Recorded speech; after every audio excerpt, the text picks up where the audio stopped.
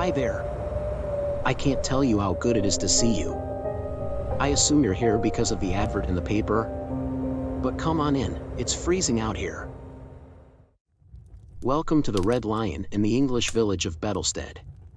In case you can't place me, I'm sitting here by the fire. Yes, that's me, come in. I'm really hoping you can help me with a bit of a mystery. Someone's been murdered, and the truly annoying thing is that I think that someone, unfortunately, is me. I could really do with your help, hence placing the advertisement. Firstly, I guess, thanks for not running away. The first reaction when someone sees a ghost can be very unpredictable, so thanks for sticking around. You should have seen the hoops I had to go through just to get that advert in the paper at all. Come, follow me out the back, it's a bit brighter. This is the part of the pub where us ghosts tend to hang out. Can you smell the beer?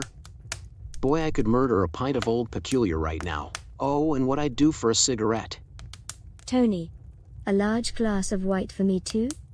No drinking alone, remember? Quite right. But can I have a little privacy for a minute? Okay.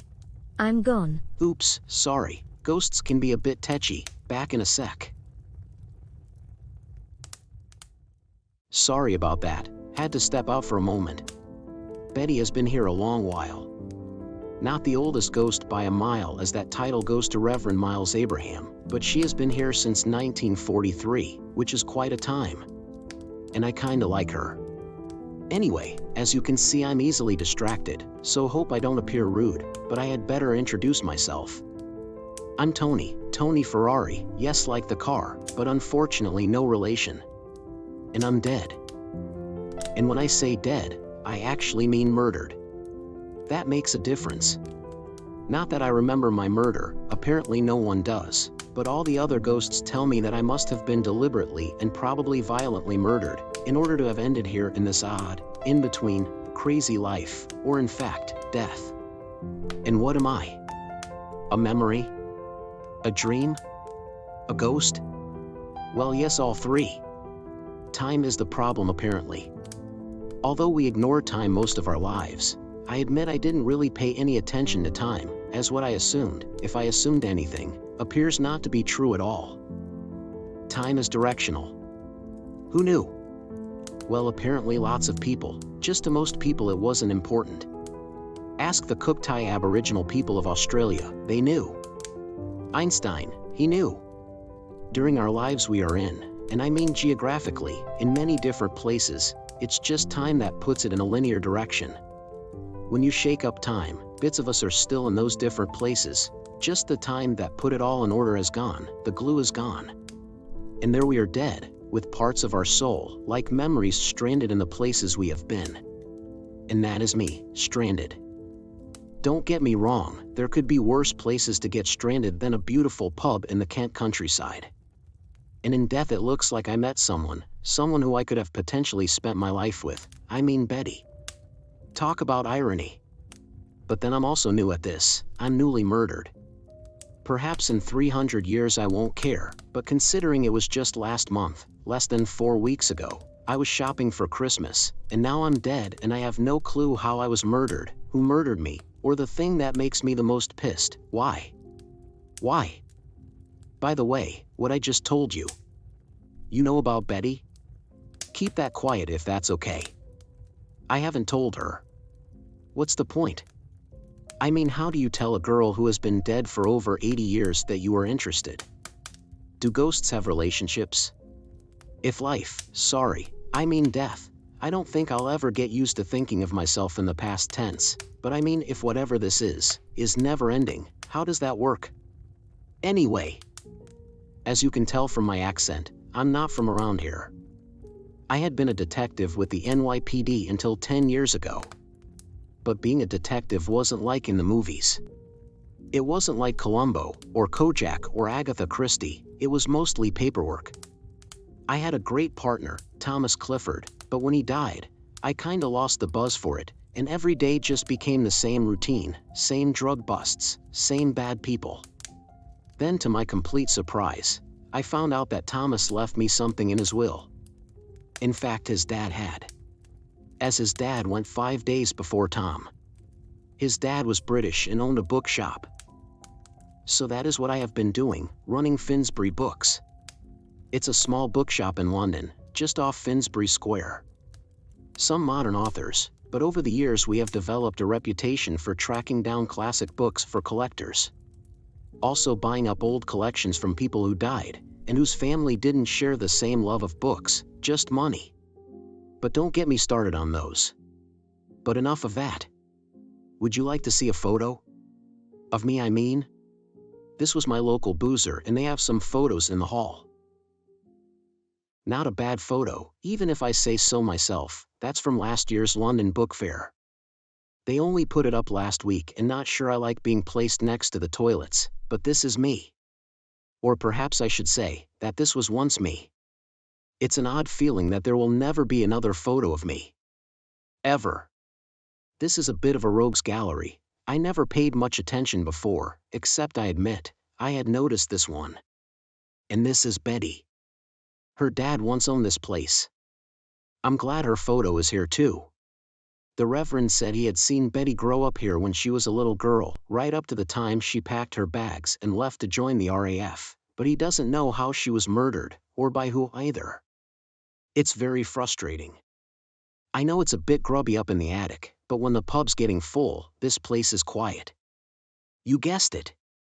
I'm going to find out who murdered me, and why.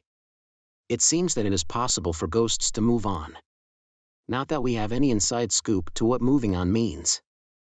The story goes that to move on we need justice, but the longer the time since you were murdered, the less likely you are to get it. And once the person who murdered you dies, well then you've had it. When I find out who killed me, and I will, it's not going to be that easy to give evidence at my own murder trial. Which is why I placed the advert. I need someone who can hear ghosts, understand me, get the evidence to the police and get me justice. Then I can leave here. From what I understand from the Reverend, we all have a frequency, like tuning into a radio station. It's part of that directional time thing. The frequency is how fast we vibrate. Some people can tune into my station. Like you. You have been practicing this conversation for over a week? You were murdered, and now you are in a hurry to find a way to leave. Do you not think we all haven't dreamt of that? We can help you, if you would only let us. So where do we start? You must have been thinking about who? Or where?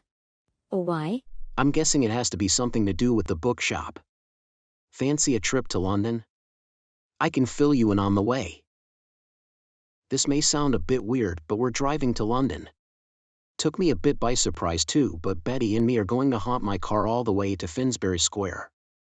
No, I didn't know we could do that either, but apparently we can haunt pretty much anything, like trains, planes, or even boats.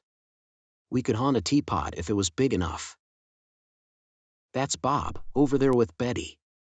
I know it's sad that he's here I mean, but Betty is very fond of him, and I think for her it makes this ghostly eternity just a bit more bearable, and Bob clearly loves her. Right. It's time to get moving.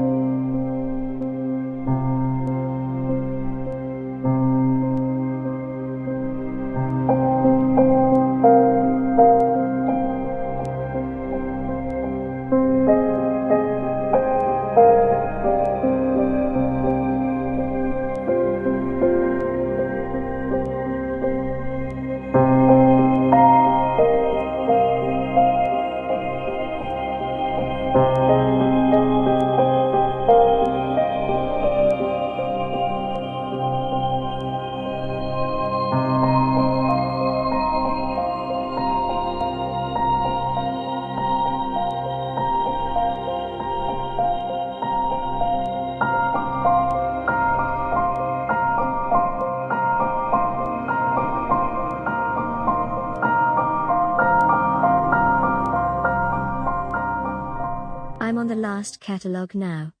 I think I have found all the books from the Percy family sale from December. The 3 I can't find are marked Native Indian. Are you doing any better? Not really, everything seems as it should. I do remember the 3 Indian books though. Were they valuable? Not that I can remember, getting murdered got in the way of my research. I think they were paintings of Indian tribes or something like that. I wonder where they are. It says in the catalog they were published between 1837 and 1844, a 3-volume history of the Indian tribes of North America. Compiled by Thomas Lorraine McKenney. When we picked up the books from the probate sale, the old Percy mansion, there were lots of Indian carvings and things around. There must be a record somewhere. Take a look in that pile of upcoming sales. Wait. I found something. Look here in this Braithwaite's auction catalog. They will be auctioned next Tuesday. Does it say if there is a reserve price? £300,000? Can that be right? Wow. This must have something to do with it. You know, thinking back, there was something odd about that sale. I was sitting next to an old chap, beautiful suit, but he definitely looked like he had stepped right out of a teepee in an old cowboy movie. Then we have our first lead? Let's celebrate. Can we go dancing?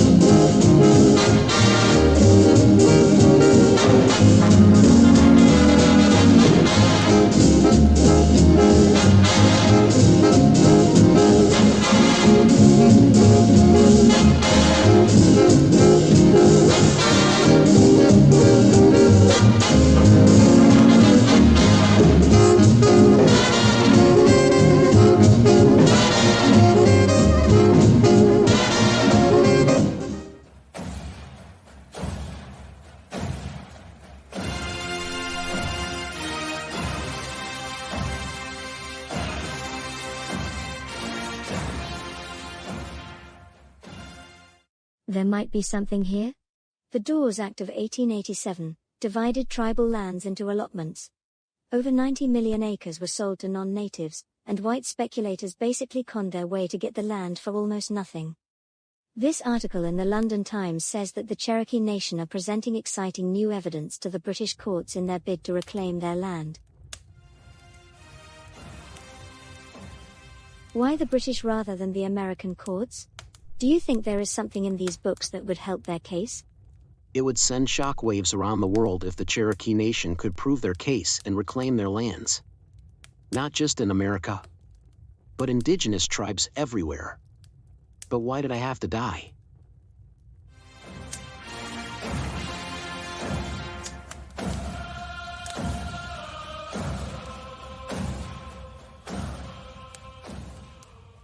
Hey, over here. Thanks for coming. Afraid Betty was a bit upset this morning, so she didn't want to come on this adventure this time. No, I'm not sure why either. Sometimes I don't think there needs to be a reason. But I was a bit excited earlier as I got a hot lead. And I guess that might have had something to do with it. Why? Why was I excited? I now know how I was murdered. I know it doesn't sound like that should be good news, but it is. It was an accident. A taxi drove up on the curb and slammed me into a phone box.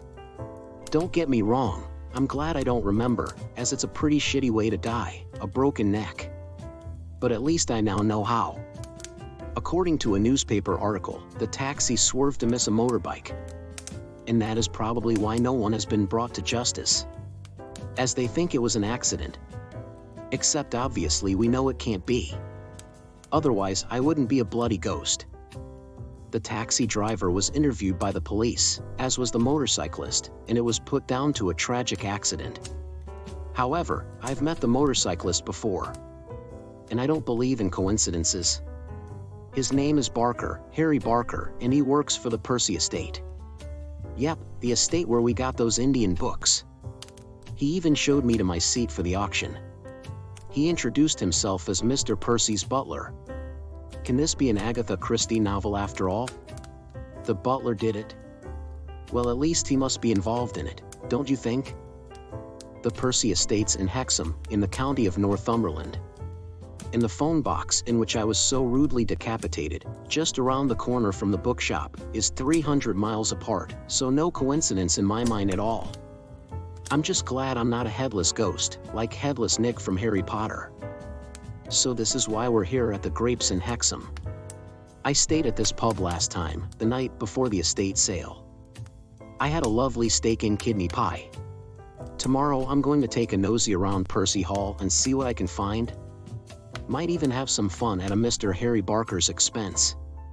I haven't really tried any serious haunting yet, maybe time to have some fun.